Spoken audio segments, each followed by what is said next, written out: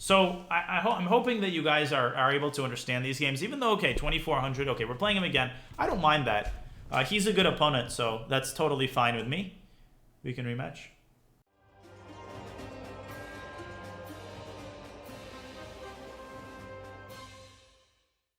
Same guy, that's fine, that's fine. I mean, at this level, okay, he's thinking, so let's go, what should we do? All right, let's just go e5.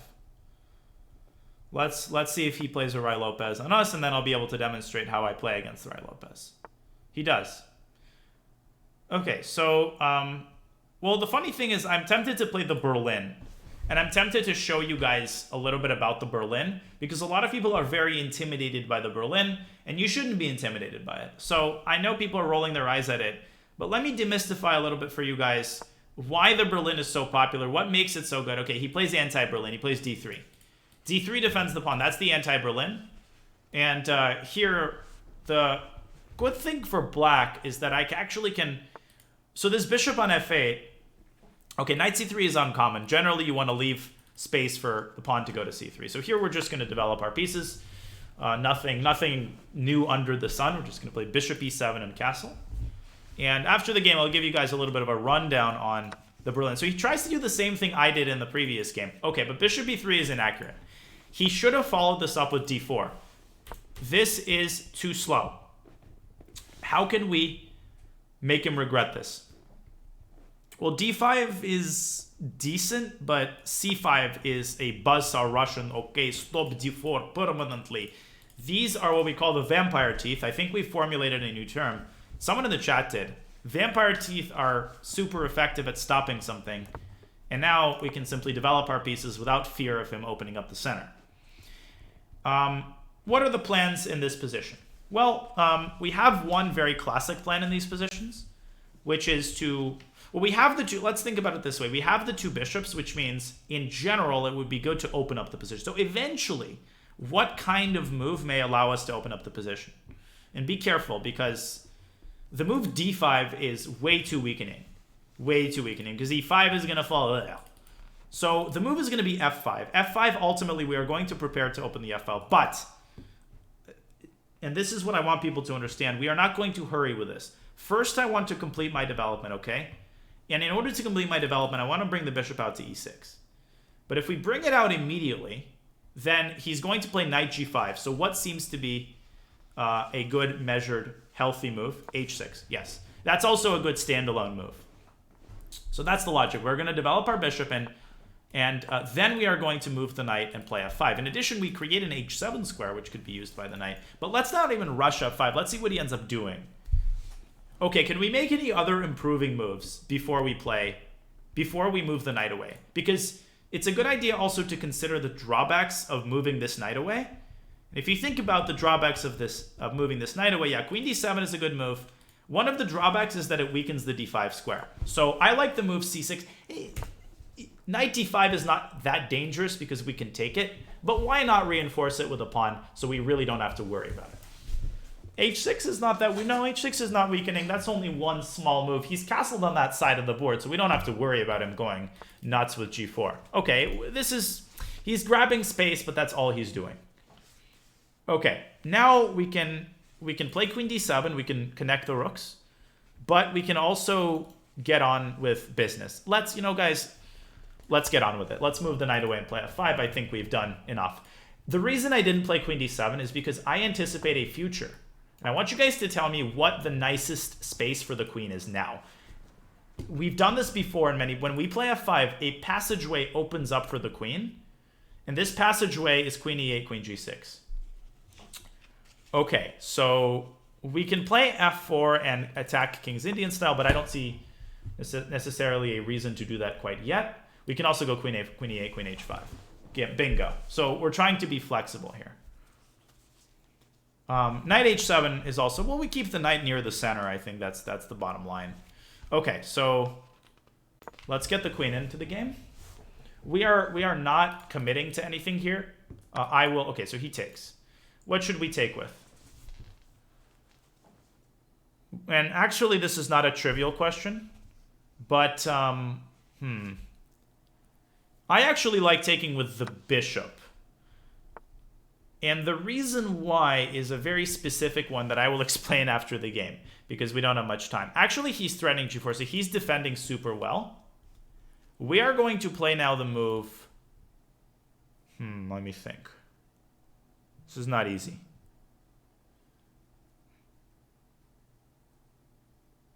No, sacking is not good.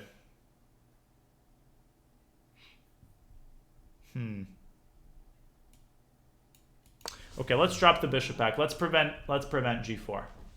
Let's prevent g4. And now ultimately, yeah, that's why I'm moving the bishop back, to undo the fork. And how do we nurture our attack? How do we bring pieces in? There's a very, very classical, typical plan in such positions, which allows us to bring the heavy artillery in. And that is, okay, I have to make moves. We have to double up on the f-file. So my apologies here in advance, guys. I'm going to play a little bit fast here, because this guy is... You can see that this guy is not folding. I mean, that's one of the things you see at this level is these people have stopped collapsing under pressure, at least collapsing immediately. If we continue applying the pressure, then eventually you'll see that he might blunder something. But yeah, we can work on, though we always have to keep in mind the sacrifice. I will show after the game why the sacrifice is just very bad. Okay, so we can just double rooks. We don't need to do anything about this. If he takes on e5, great. He opens up the f-file. That's in our favor. There we go. Man of Monarch. Thank you, Brian. Okay. So this is a bit of a trap move, because if we take on f4, the bishop on e6 is undefended, and he has knight takes d6. But, ding, ding, ding, ding, ding, ding, he's put the rook and the queen on the same diagonal. So we can see that bishop h4 is a possibility, and I kind of blundered knight takes d6, which would be a really... I don't know, but then we take the rook anyway, right? We attack the queen. Now, the point is that I want him to play g3. I really want him to play g3, because look at how much that would weaken his king side. We would just drop the bishop back to where it came from, and then the queen would immediately have access to h3.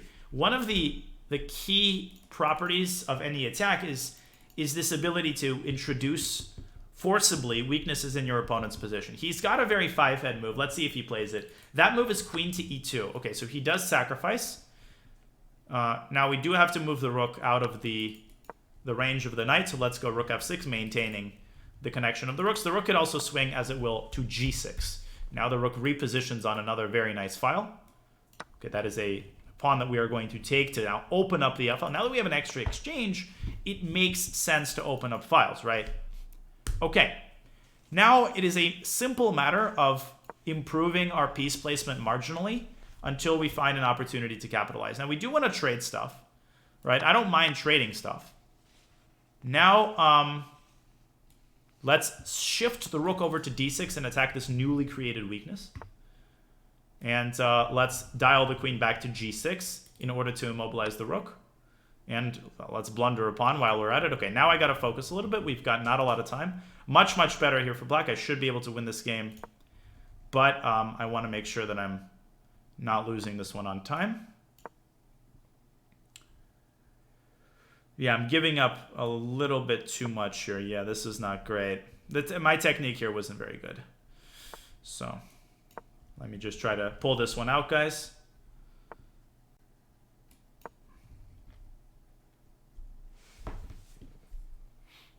He's playing this extremely well, I have to say. These guys are just like insane, like beasts. Yeah, I might end up losing this one, actually. I spent a little too long there dilly-dallying around.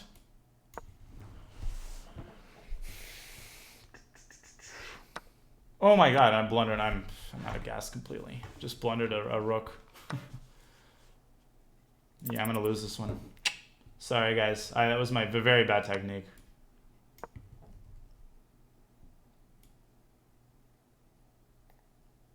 I mean, this was coming eventually. No, but this guy is just playing game of his life right now.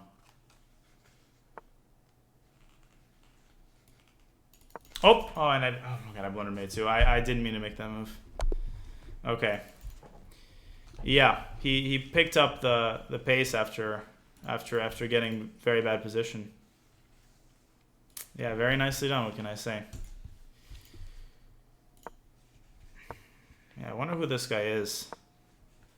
Okay. This guy's really strong. So anyways, essentially, yeah, I mean, everything was going well up until like at a certain point, he just started completely outplaying me. Yeah, d5 was correct. So, I mean, basically everything here is pretty clear. And then, imperceptibly, I started playing badly. So bishop h4 is bad. I mean, knight d6, that was a misjudgment on my end. Yeah, d5 was just winning here. d5 was just winning. I mean, knight g3 is the reason I rejected this. But apparently after queen g6, black's just got a huge initiative. Like bishop h4 and... Okay, g3, bishop takes g3. And this was a misjudgment. And here he played perfectly the rest of the game. I mean, every single move. Okay, I mean, black is better here, but my pieces are all over the place. And I got low on time. And yeah, let's rematch him. I want to beat him. Okay, he's not on live chess. Yeah. g5, I mean, probably I should go here, although it's already not that clear. He gets a lot of activity. Yeah. Yeah, rook e6 is good. Bishop d6 is perfect. Yeah, d4 is the best move, too. I mean, this move I didn't understand completely, but apparently it's best. And then queen e3. Knight c6 is best. I mean, he gave me absolutely no chances at some point. So the bishop sack was just not good enough. I mean, what can I say, guys? He should be 3,000. So queen takes h3, queen e3, and I just don't have any pieces in the attack. I just don't have any pieces in the attack. And maybe he's doing a speedrun too. Yeah, I'm just gonna check this game and okay, he's back. He's back. Kudos, credit to him. No. He's legit. He's just severely underrated. So let's go knight f3, and then we'll analyze both. Okay, let's play another Alapin. Okay, so e5 is bad, and e5 is bad for a similar reason. Well, it's 5 a.m. I guess I should also not underestimate my own poor quality of play. This weakens the d5 pawn. It also weakens this diagonal. So d4 just gives white an advantage, as we already know. So CD. And, okay, so he goes d5 himself. Okay, that's clearly some sort of preparation. So we're going to take on d5. How do we usually follow up here? How do we usually follow up here? Yeah, knight c3. I guess he's got bishop b4, but we can unpin ourselves with bishop d2. We can unpin ourselves with bishop d2. And the point is we're attacking his queen. We got the two bishops now. Okay, that's a free pawn. I don't know what he's doing. Okay, let's just develop with bishop b2. We're just up a pawn now. I mean, white is much better. Queen to e4. Okay, let's just keep developing with castles. I guess rook d8, but then queen e1. We have to maintain contact with the bishop.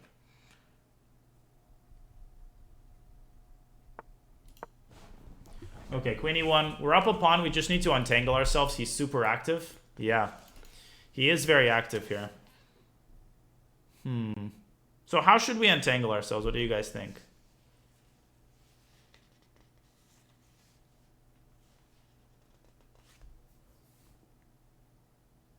So knight d2 blunders. Moving the knight blunders the bishop. Yeah, it's not easy. I think we'll start with...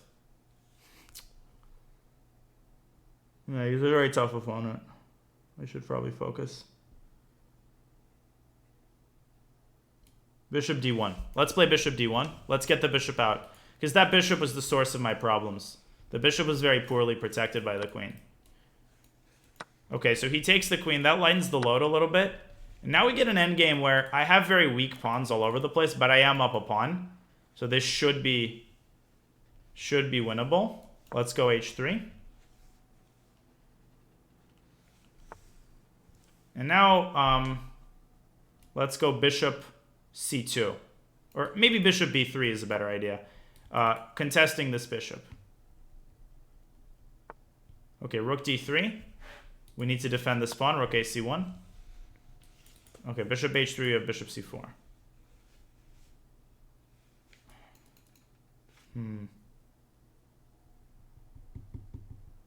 No, but black is much worse. No, he is legit. I mean, completely legit. It's just very good. A6. Okay, so now we need to improve our position. We can improve our position in a variety of ways. It would be nice to get rid of this rook. Yeah, bishop c2 is possible because rook takes c3, you have a check. The problem with bishop c2 is I like this bishop where it is. So what we're going to do is we're going to go knight g5. We are going to try to force him to correct our pawn structure. Our pawns are going to get braces for free if he takes on b3. We're going to visit the orthodontist. And we like visiting the orthodontist. I mean, I don't like visiting the orthodontist, but pawns do. I don't miss the orthodontist, but the pawns do. So knight f3. Now let's move the king out of the way. Well, yeah, let's move the king out of the way. And now we're going to go e6.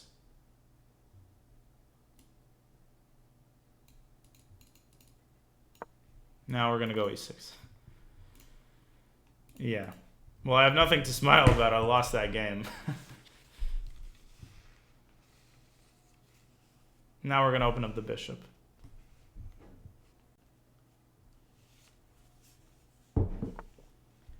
Rook e8. Okay, we're going to take it. This guy is good. The reason this move is good is now... Okay, now we must... Let me think, guys. This guy is like seriously good. Craig Tucker, I know that, but the point of this is to be educational, and I know it's annoying to people, but normally I can, trust me, normally I can explain my moves against a 2400 and not get outplayed. So now what we're going to do is we're going to bring the king over to e2 and try to kick the rook away from d3.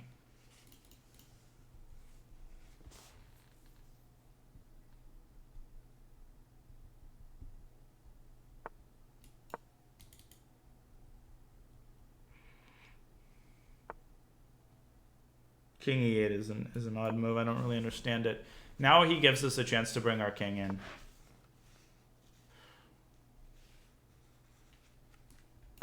Okay, knight d2.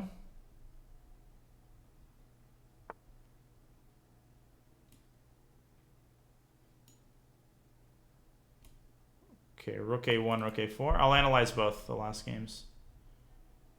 I don't know. Thank you, Gigahertz, for the... Sorry, I missed that. 5 gifted. Appreciate it, my man. Okay, now we're going to expand on the king side with f4. And we're going to try to exploit our pawn majority here.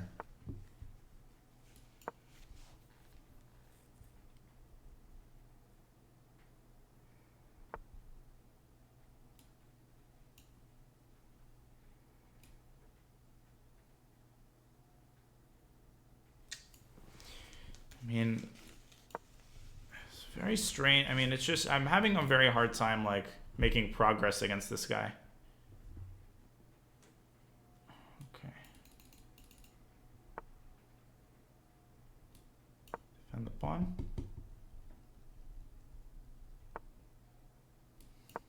Back to f6. It might be because it's 5 a.m. No, I mean, I'm allowed to compliment him. He is playing really well. I haven't gotten a plaque from you, so I mean, it's not that important to me.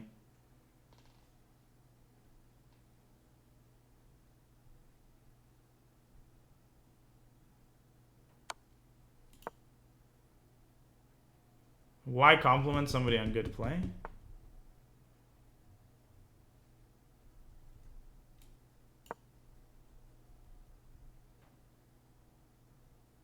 We're going to... okay, g6. h4. We're going to keep pushing the pawns. He's not lucky. He's... h5. He finds a way to inflect my pawns positively. However, he opens the g-file.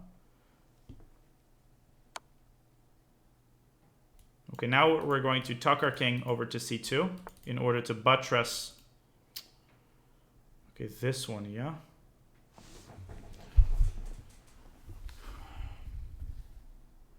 I think we can go here. And the bottom line is that we have a protected passer on c4 that is going to be very, very strong here. Check. Or sorry, here. He's going to check me, go rook e3 probably.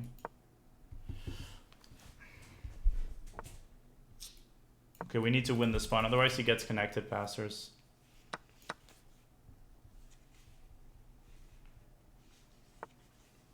I think it's a draw, unfortunately, guys.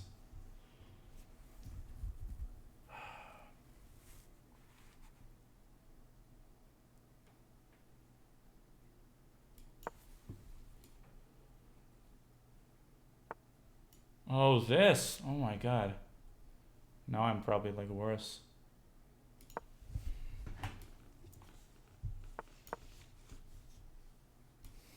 Rook c2, I mean.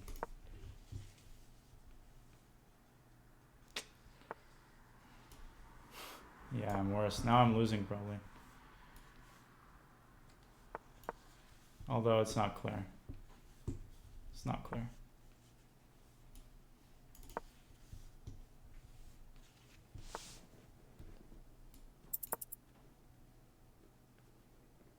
What is king e5? Okay, now promote. Takes, in c3, d7, c2, takes, c6, c3, f5, d4, takes, it's winning.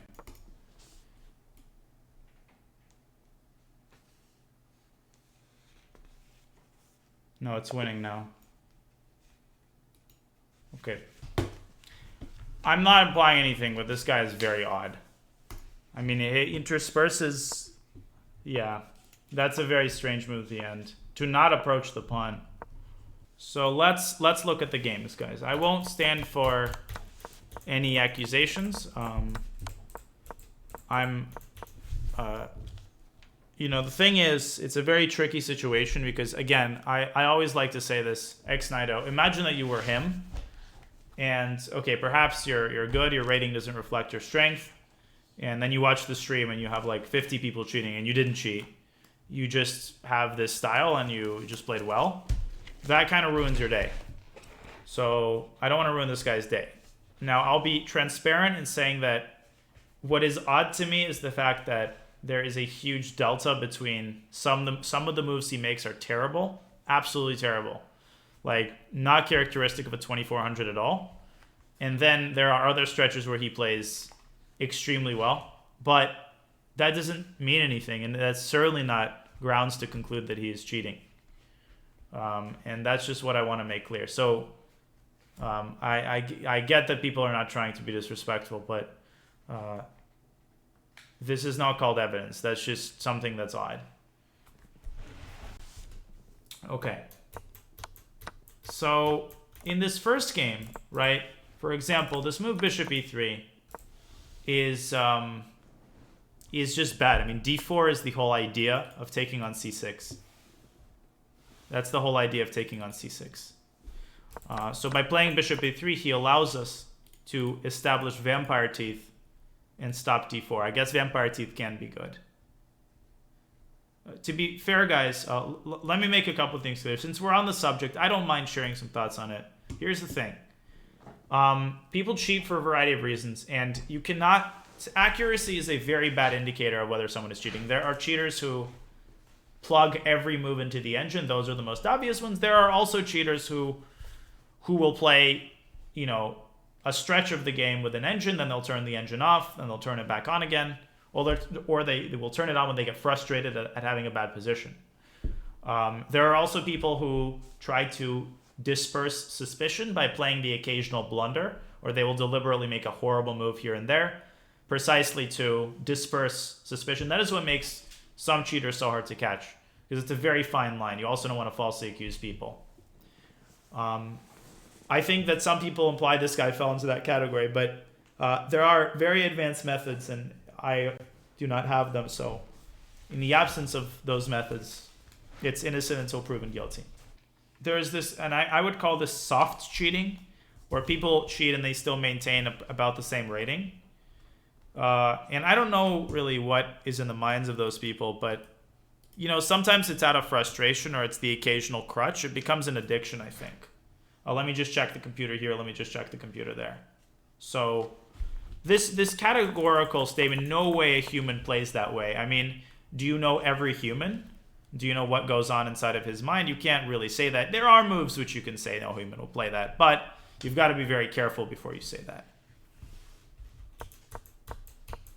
But I know that Jimmy Fallon and, the picture of Jimmy Fallon, and yeah, it's a little bit odd, but at the same time, it is what it is. So in this game, I think everything was clear, right? And let's try to understand, when you lose a game, you want to get to the bottom of what it is that went wrong exactly. And I did everything perfectly up until this point. So I think that the root of my mistake, and this is a lesson that I will actually think about tonight as I lay in bed, is the fact that when you see a tactical property, I just got too cocky. I did not stop to consider the drawbacks of the move bishop h4. So yeah, we are applying for a new move. So the main mistake is that I didn't stop to consider the drawbacks of the move, and had I noticed that d6 would have been hanging, I would have played d5. That solves the problem of the d-pawn. So after bishop h4, things just get very, very messy here. Okay, and then I made a series of small mistakes to follow that up and lost the game in the end. Right? Now, I know you guys said d5, but it's not that I'm not listening. It's just I am making my own decisions at the end of the day. Some of you did call this move. Again, I thought after d5, knight g3, I wouldn't get a chance to play bishop h4. Now, don't ask Graham what his rating is. That is a dirty secret. So queen g4. Queen g6. I guess the point is now bishop h4 is super strong. Yeah. So, okay. And after that, things got very, very messy. And in the game that I won, the opening was it was odd. This move, knight e7, just gives the pawn up. That's another thing. Like, I don't know. I mean, at least play e takes d4 or e4. And white is better in this position because I've got the two bishops. But this just gives the pawn up. The key move really here was to play bishop d1. To identify what's wrong with the position. The bishop on e2 is super weak, and it's subject to attacks like knight f4. So bishop d1 takes the bishop on a defended square, and this is to the point that not every one of your moves has to be super glamorous, right? Your moves have to be functional. They don't always have to be glamorous. So, in this endgame, I kind of ground him down, but he played very, very well. Honestly, guys, I'm really tired. Maybe I'll talk about this endgame tomorrow, but I will take specific questions about this game. Yeah, bishop d1 is hard to find because it's a retreating move. Retreating moves can be invisible moves. Here I wanted to open up the file. Like basically, and here I did something very similar to what I did in my first game against him, right? Remember this position where I brought my king over to do something. The king is like a mercenary. It can be employed for these small tasks that may involve chasing the rook away. Okay? So that's like the bottom line, right? The king is we can consider a weak piece, but it's capable of doing a lot of stuff, getting a lot of stuff done. And here we chase away the rook so that this rook is then able to move.